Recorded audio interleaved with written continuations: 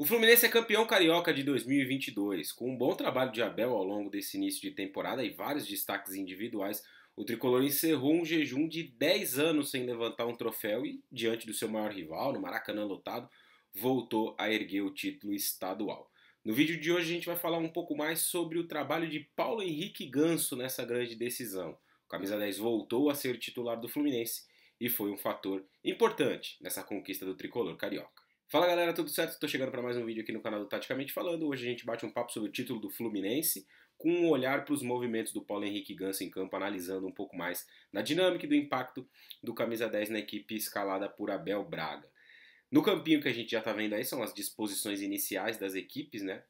O Flamengo hoje, de fato, com 3 zagueiros, porque em outras circunstâncias atuou com uma linha de 3 na saída para o jogo, o Felipe Luiz sendo esse elemento à esquerda. Mas no momento em que ia se defender, defendia com 4. Dessa vez não, o Flamengo se defendeu com 5, Lázaro por um lado, Rodinei por outro, e o Felipe Luiz de fato se comportando como um zagueiro, com o João Gomes e o Andreas à frente da defesa, que deu muitos espaços para o Fluminense jogar, como a gente vai ver já já em alguns lances do jogo. Foi uma versão do Flamengo bem pouco competitiva nessa grande decisão, que é algo obviamente muito preocupante para a sequência do trabalho do Paulo Souza e da temporada. Do lado do Fluminense, um sistema também com 3 zagueiros, mas com um pouco diferente, né, do que a gente viu em outras ocasiões, porque uma dessas peças que atuava nesse trio de zaga era o Felipe Melo, que permitia uma variação de sistema tático sem precisar alterar o time. Então ele jogava à frente da defesa, podendo ser um primeiro volante, mas podendo recuar também para ser um terceiro zagueiro. E isso tem impacto nas atuações de André e Iago Felipe, que são os homens logo à frente da defesa, né? Porque com o Felipe Melo existe um comportamento, sem ele existe o outro dentro desse jogo.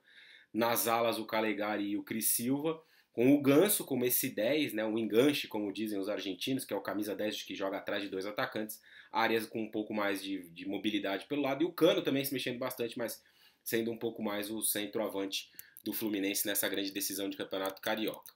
Bom, depois de ver aí as disposições dos times em campo, né, como eles dois saíram para o jogo, vamos dar uma olhadinha nos lances da partida, para entender um pouco dessa dinâmica do Ganso e até um pouco dessa dinâmica do Fluminense, né? Esse primeiro lance mostra o Flamengo saindo longo com o Davi Luiz, isso aconteceu muito ao longo do jogo.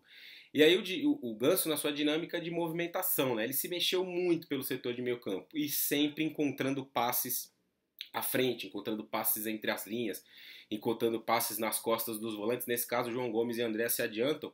E olha como o passe entra limpo no Arias, né? O Fluminense tenta uma tabela, a bola do Iago Felipe entra para o Cano e ele finaliza. Então esse foi um dos grandes destaques do Ganso, né? A mobilidade dele para construir jogadas. A exemplo do que aconteceu anteriormente, o Iago Felipe domina, gira sozinho.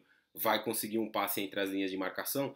E aí o Ganso, um pouco mais apertado, né? A gente vai ver na sequência da jogada, vai acabar perdendo a bola. Mas, muito rapidamente, o Fluminense vai recuperar o controle da posse de novo. Ó. O Andreas força um passe, o Gabigol não domina.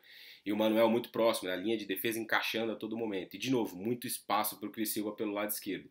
E aí o Fluminense trabalhando, tinha a vantagem, né? Nesse momento ainda tinha a vantagem do jogo, é o Ganso, de frente para o jogo, com espaço, a distância do Arrascaeta, do Andrés, do João Gomes, muito grande para o Ganso, né?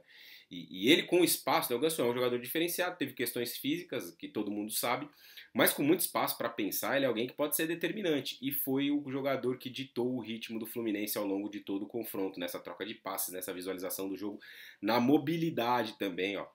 Mais um exemplo do Ganso, muito livre, né? E aqui embaixo chama muita atenção o gestual do Paulo Souza, né? A todo momento gesticulando, reclamando, falando com seus jogadores, porque de fato o posicionamento do Flamengo era muito ruim em campo, né? E esse desespero do treinador leva a crer que, obviamente, isso não era uma orientação dele, né? Esse é o lance do gol, uma jogada que começa com o Ganso lá no centro, ó, como ele vem aqui para a esquerda, e o Fluminense vai trocando passes com tranquilidade. O Ganso encontra o Cris Silva vai colocar uma bola para o Ganso de novo, e com muita liberdade, né? Bato de novo nessa tecla, o Flamengo deu muito espaço para o Fluminense jogar, né? A bola no John Arias, a tabela com o Ganso devolve no Arias e o cruzamento para o Cano marcar o gol. Foi um Fluminense com muita liberdade para jogar, né? E nesse cenário o Ganso obviamente se prevaleceu muito, né? A qualidade que ele tem, a dinâmica que ele mostrou muito interessante, ó. Esse é um lance do segundo tempo, é um lance do pênalti do Fluminense. Só como ele já está de novo mais à direita, né? O Ganso não guardou uma posição no meio-campo, aquela posição centralizada ali esperando para carimbar, não. Ele se mexeu muito, e aí os passes muito inteligentes. Olha como ele elimina 4 adversários para colocar uma bola para o Iago Felipe. E o Fluminense tem muito espaço para desenvolver a sua jogada no ataque. Vem o cruzamento, o Cano toca ali, o Felipe Luiz bate com a mão, depois o pênalti perdido pelo Cano que o Hugo Souza pegou.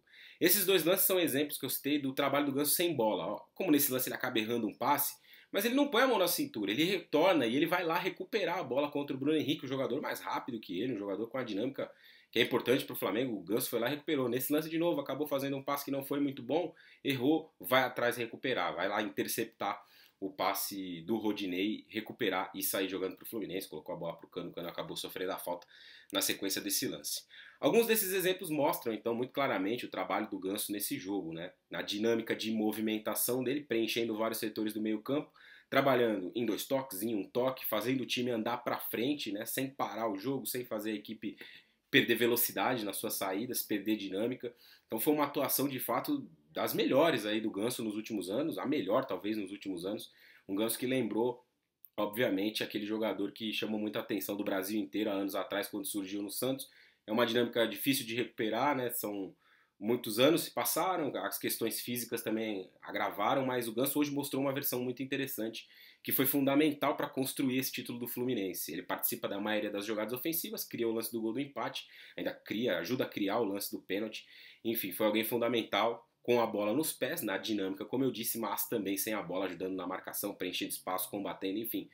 Foi um Ganso muito completo a serviço desse Fluminense campeão carioca depois de 10 anos. O time do Abel Braga, como eu disse, tem muitos destaques individuais. O técnico merece ser citado, obviamente, por essa recuperação, né, ao longo desse início de temporada. O Fluminense teve altos e baixos do ponto de vista de desempenho, teve uma queda emocional muito grande após a derrota na Libertadores. Mas nessas 2 finais conseguiu ser melhor que o Flamengo nos 2 jogos, dentro da sua proposta. E, obviamente, ficar com o título. O Abel é um destaque, o Ganso é outro, o André fez uma excelente competição em uma grande final, o Cano com seu poder de decisão, Iago Felipe é um jogador importante no setor de meio campo, a defesa com o Nino e o David Braz na maioria das partidas, Calegari, o Fábio com uma liderança importante no gol, enfim, bons personagens não faltam pra gente contar essa história do Fluminense, e um deles, obviamente, foi o Paulo Henrique Ganso. Vou pedir para você curtir o vídeo, se inscrever no canal, ativar as notificações, dá uma força pra gente, pega esse link, copia, cola nos grupos de WhatsApp, espalhe pro seu amigo tricolor que tá feliz da vida com esse título carioca. Valeu, galera. Um abraço a todos. Eu fico por aqui. Até a próxima. Valeu. Tchau. Leia o jogo.